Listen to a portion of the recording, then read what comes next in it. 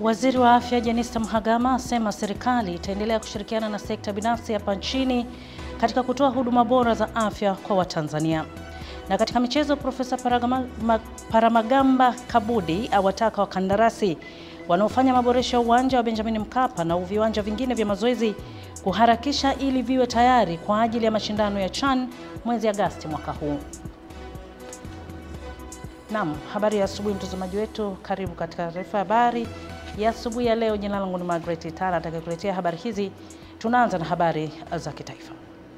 Waziri wa Afya Jenista Mhagama amesema serikali itaendelea kushirikiana na sekta binafsi hapa nchini ili katika kuhakikisha zinatoa huduma bora za afya kwa Watanzania, kwani wanatambua wao ni washirika na sio washindani.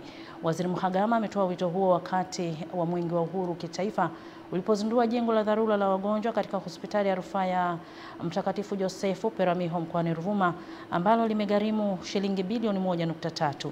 Ditanyoni anaarifu zaidi. Waziri Mhagama amesema watumishi wa afya 295 wanaohudumu katika hospitali hiyo wanalipwa mishahara na serikali kwa lengo la kuendelea kutoa huduma bora za afya. Hivyo wamewataka wananchi wa mikoa jirani ya Lindi, Mtwara na Njombe kutumia fursa hiyo kufanya uchunguzi wa magonjwa kwa kuwa kuna vifaa tiba na miundombinu bora iliyoboreshwa. Serikali imekwisha kutoa hapa kwa bajeti ya mwaka 2024-2025 tumekwisha kuleta hapa fedha za Tanzania zaidi ya bilioni 3.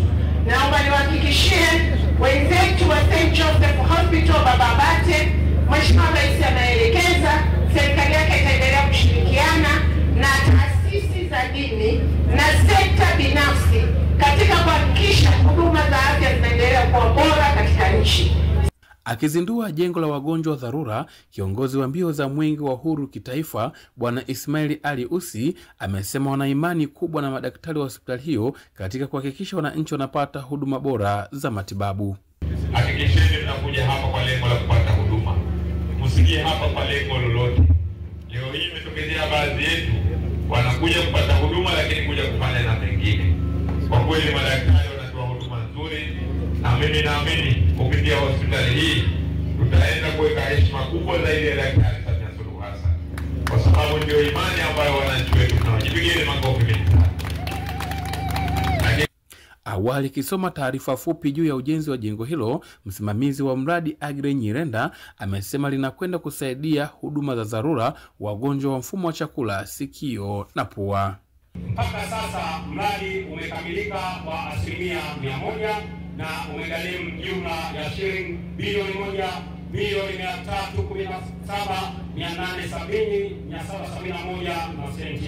1,870,771.50. Mwenge wa Uhuru ukiwa katika halmashauri ya wilaya ya Songea umetembelea, kukagua na kuzindua miradi 11 yenye thamani ya shilingi bilioni 1.6. Kutoka Ruvuma, Ditanyoni, Channel 10. Mtazamaji, tunaendelea kusalia huko nyanda za juu kusini. Zaidi ya wanachama 200,000 katika wilaya zote 5 mkoani Lindi wanaotokana na Chama cha Mapinduzi CCM wameanza kupatiwa kadi za kielektroniki zilizoboreshwa zikiwa na lengo la kutambua upya idadi ya taarifa za wanachama wa chama hicho kupitia mfumo wa kielektroniki. Tupate taarifa zaidi na mwanahabari wetu Ahmad Nandonde.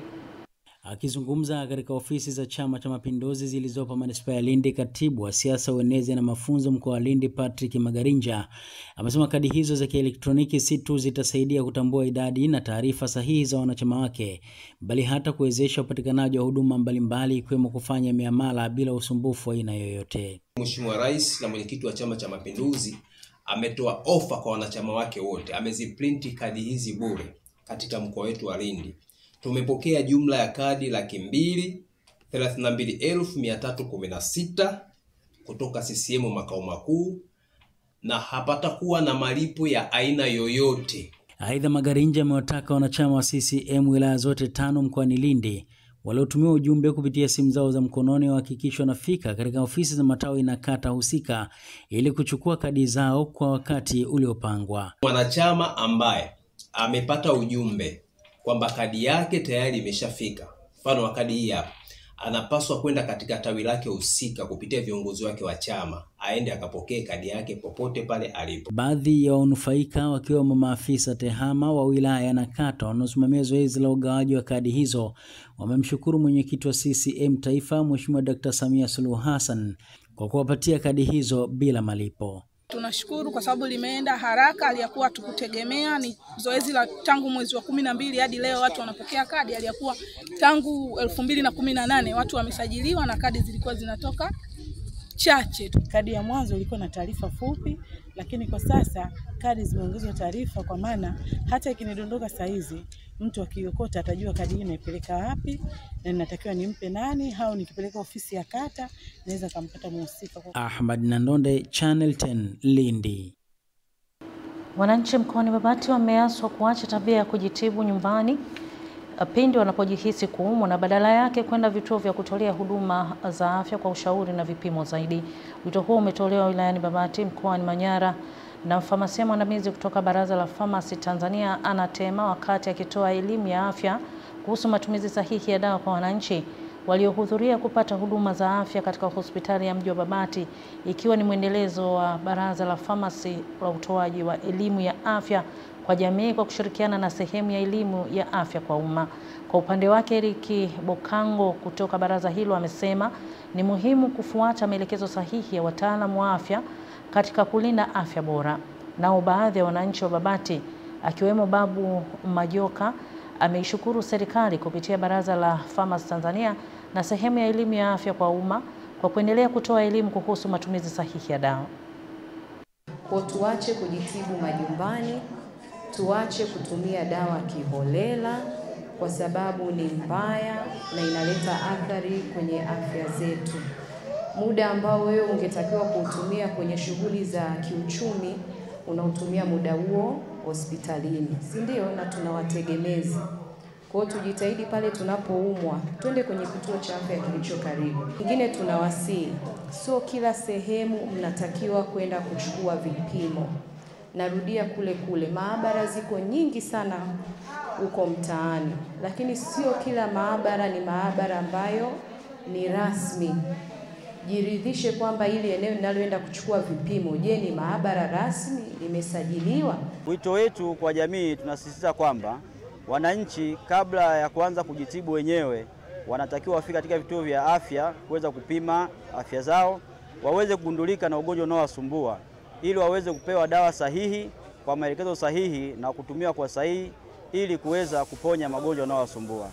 Hii itasaidia kulinda afya yetu, kulinda familia zetu na kulinda jamii nzima ili tuweze kuwa na jamii yenye afya iliyo bora. Naitwa Babu Majoka, ni mkazi wa Babati mji. Tumefurahi kwa ujumbe sahihi, manake kuwa kuna maduka bubu ya dawa za binadamu, duka ambazo hazijasajiliwa, unaweza kauza hata dawa zilizo expire, hata ukitaka kuwakamata utashindwa kuwapata. Lakini tunashukuru kwa maelezo walotupa, ni maelezo mazuri, na kuna nembo wametuonesha kwamba utakapoingia kwenye duka la dawa, angalia mlangoni au kwenye zile kabati zao, ukiona nembo kama ile ujue duka hii sahihi imesajiliwa.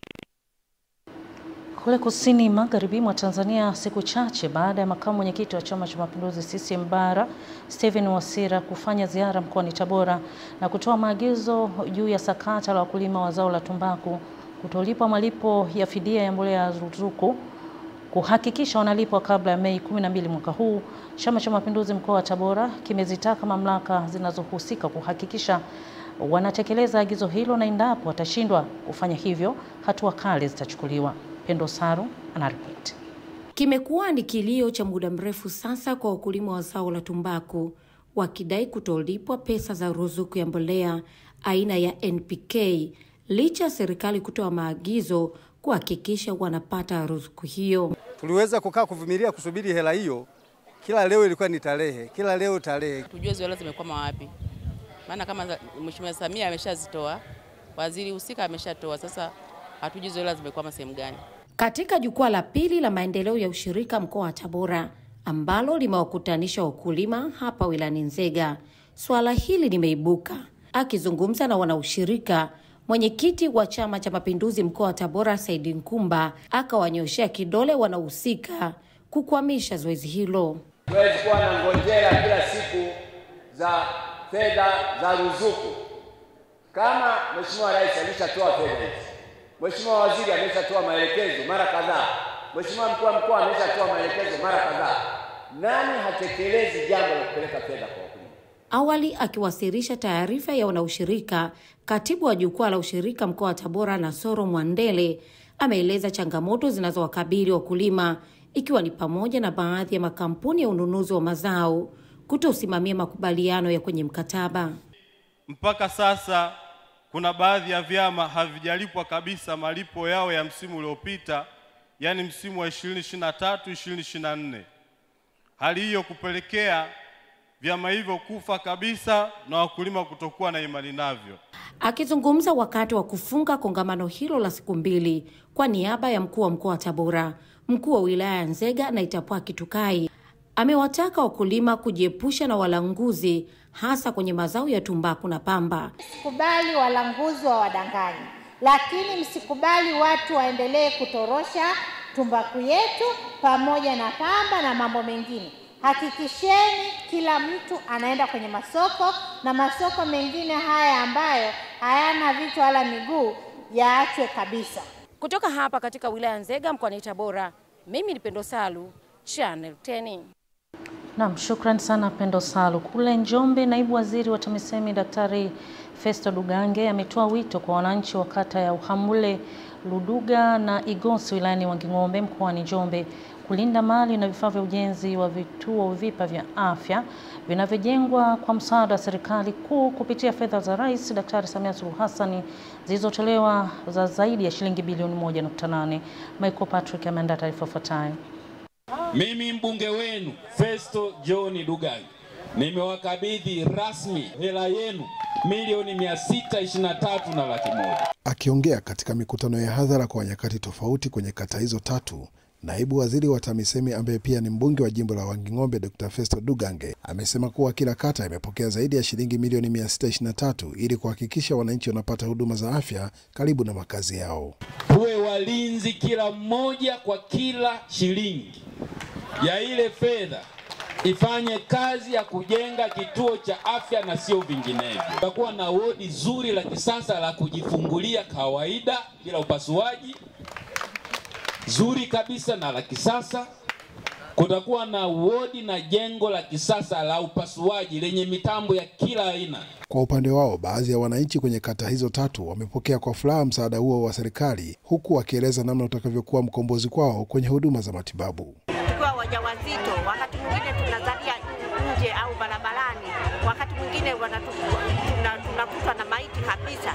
Yaani tunashukuru sana sana. Kituo cha afya na uhitaji wa haraka sana kwa sababu ni takribani kama kilomita 19 hadi 20 kwa tunakabiliana tunapopata matatizo ya wagonjwa.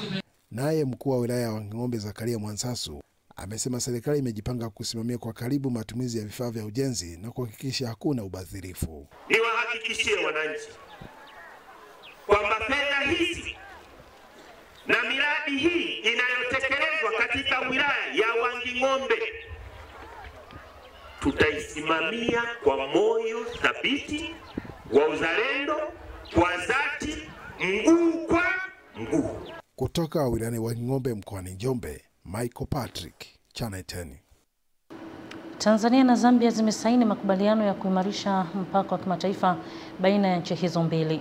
Makubaliano hayo yamefikiwa mwishoni mwa wiki baada ya kukamilika kwa kikao cha kamati ya pamoja cha wataalam JTC kati ya Tanzania na Zambia kilichofanyika kwa siku 5 katika mji wa Tunduma mkoani Songwe.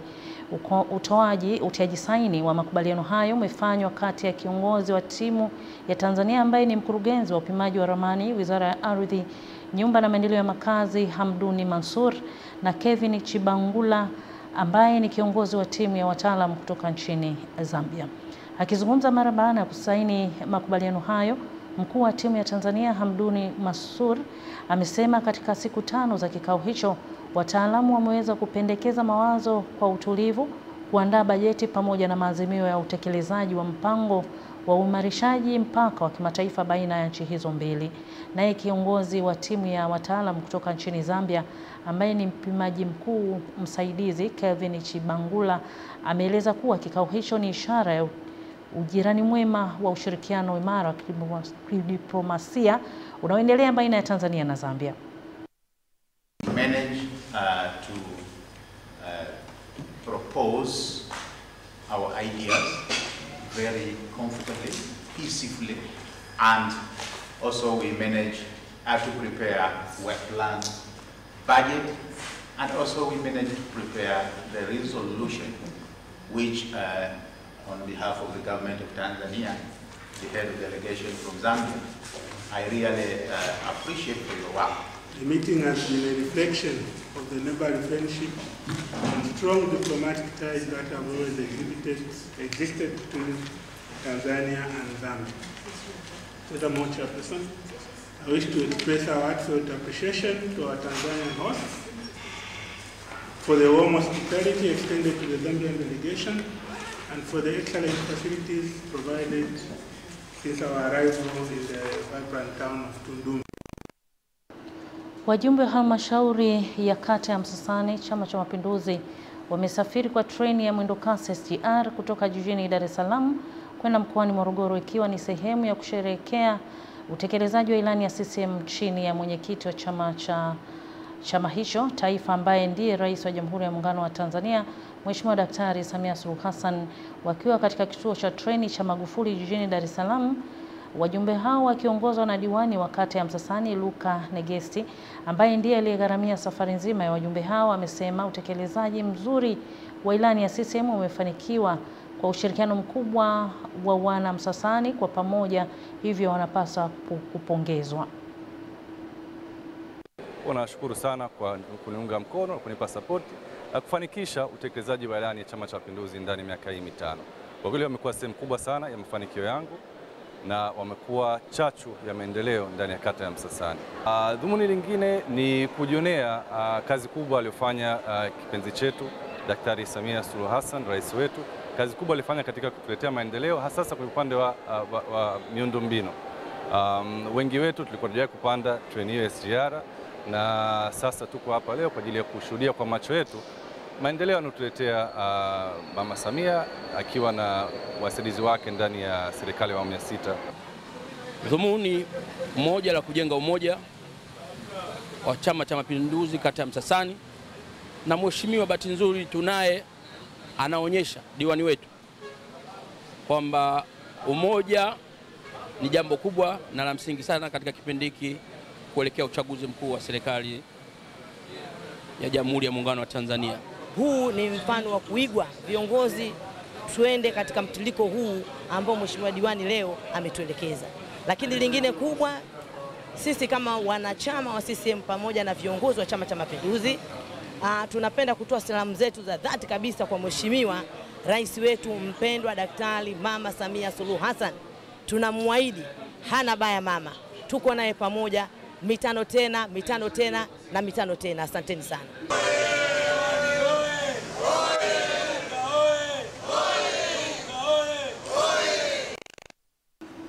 Naibu Waziri wa Uchukuzi David Kihenzile amezindua rasmi chama cha wataalamu wa logistic na usafirishaji Tanzania TARTA, akisisitiza kuwa chama hicho ni mhimili muhimu katika kuimarisha weledi na utoaji wa huduma bora katika sekta ya uchukuzi nchini. Akizungumza katika hafla ya uzinduzi huo kwa niaba ya Waziri wa Uchukuzi Profesa Makame Mbarawa jijini Dar es Salaam, Kihenzile amesema TARTA itawakilisha wataalamu wenye elimu na uzoefu wa ngazi mbalimbali, itakuwa ni kichocheo katika kutungwa kwa sheria na usimamizi wa wataalamu wa uchukuzi. Aidha, ameeleza kuwa serikali itaendelea kuwekeza kwa kiwango kikubwa katika miundombinu ya uchukuzi kupitia reli, barabara, bandari, viwanja vya ndege na vyuo vya mafunzo ili kukuza usafirishaji nchini, na vyote hivi vinahitaji wataalamu wa kuvihudumia na kuvitunza. Kwa upande wake, Rais wa TARTA Bwana Alphonse Mwingira ameeleza dhamira ya chama ni kuwaunganisha wataalamu wa njia mbalimbali na kushirikiana na serikali na sekta binafsi katika kukuza taaluma ya logistic na usafirishaji, huku akisisitiza kigezo cha kuwa mwanachama ni kuwa na elimu ya ngazi yoyote ya logistic na usafirishaji kutoka chuo kinachotambulika na serikali. Ni vyema watu kukumbuka kwamba TALTA ina wigo mpana katika kusimamia maslahi ya wataalamu wa sekta ya uchukuzi ambayo kwa sasa imekuwa ikikua kwa kasi. Wote mnafahamu, kwa sasa uzalishaji wa wataalamu wa uchukuzi umeongezeka ambapo takribani wahitimu 3,000 wanamaliza masomo katika tasnia ya lojistiki na usafirishaji kila mwaka, na wataalamu zaidi ya 500,000 waliomaliza masomo wapo hapa nchini. Hivyo kwa idadi hiyo, maana yake ni muhimu sana kuwa na chombo kinachoweka pamoja, kutumia na kuchota utaalamu wao kwa maslahi ya taifa letu. Vigezo vilivyoainishwa katika katiba yetu ni vifuatavyo. Ni viwili tu. Kwanza, uwe ni Mtanzania mwenye cheti cha ngazi yoyote katika masomo ya lojistiki na usafirishaji kutoka katika chuo chochote cha mafunzo ya lojistiki na usafirishaji kinachotambuliwa na mamlaka husika za ndani ya nchi. Ukiwa tuna certificate, umesoma masuala ya transport yoyote ya na cheti chako kinatambulika na mamlaka za serikali ndani ya nchi, wewe una haki ya kuwa mwanachama wa chama chetu. Katika michezo, waziri wa habari, utamaduni, sanaa na michezo Profesa Paramagamba Kabudi amewataka wakandarasi wanaofanya marekebisho katika viwanja vya Benjamin Mkapa, shule ya sheria na uwanja wa Gymkhana waharakishe ili viwanja hivyo viwe tayari kwa ajili ya mashindano ya CHAN 2024 yatakayofanyika kwa ushirikiano wa nchi za Tanzania, Kenya na Uganda Agosti mwaka huu. Tupate taarifa zaidi. Waziri Kabudi ameyasema hayo wakati alipofanya ziara maalum katika viwanja hivyo, akiongozana na katibu mkuu wa wizara hiyo na msemaji mkuu wa serikali Gerson Msigwa kwenye viwanja hivyo jijini Dar es Salaam, na kusema kuwa uwanja wa Mkapa mpaka sasa ukarabati umefikia 85%. Hapa Afrika, Tanzania. Kwa hiyo tulipoona tuna changamoto hii, tuliona tuwatumie wataalamu. Na kama mnavyoona toka wamepata kazi hii, hawajamaliza mwezi mmoja toka waanze shughuli hii, tumeona maendeleo makubwa sana. Kule kwenye kiwanja cha Law School, lakini pale kwenye kiwanja cha Gymkhana, kazi kubwa ambao tunapambana nayo pale ni maji ya chumvi yanayotoka baharini, lakini pia maji ya ule mtambo wa maji taka ambayo yamekuwa pia yanadhuru ile pitch.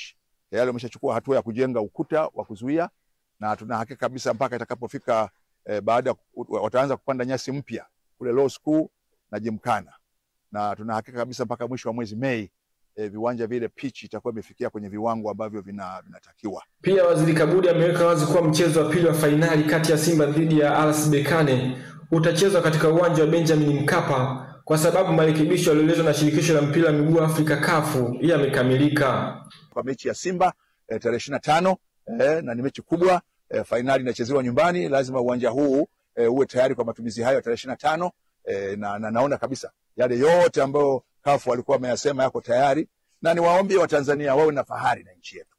Changamoto ile ya siku ile ni mvua ilinyesha nyingi sana kuliko ilivyotarajiwa, na ndani ya muda mfupi mechi ikachezwa, lakini tuwe wazalendo, tujue changamoto hizi haziko kwetu tu. Mpaka sasa zoezi la kubadilisha viti linaendelea vizuri, na tayari viti 38 vimebadilishwa ndani ya muda mfupi katika eneo hilo la uwanja wa Benjamin Mkapa, na viti 20 vimeshaagizwa na vipo njiani, huku vikitarajiwa kufika kabla ya tarehe 15 mwezi huu, na baada ya hapo zoezi la kufunga litaendelea upande uliosalia, na akiwahimiza wakandarasi kufanya hivyo kabla ya tarehe 15 Juni 2025. Eden Bahati, Channel 10 Michezo. Na mtazamaji, habari hiyo ya michezo na tukamilishia sehemu yetu ya kwanza ya taarifa ya habari asubuhi ya leo. Tupate mapumziko mafupi, tukirejea itaingia sehemu ya pili ambapo kwa ufupi nitakusomea vichwa vya habari katika magazeti tulionayo studio asubuhi ya leo. Tafadhali endelea kubaki nasi.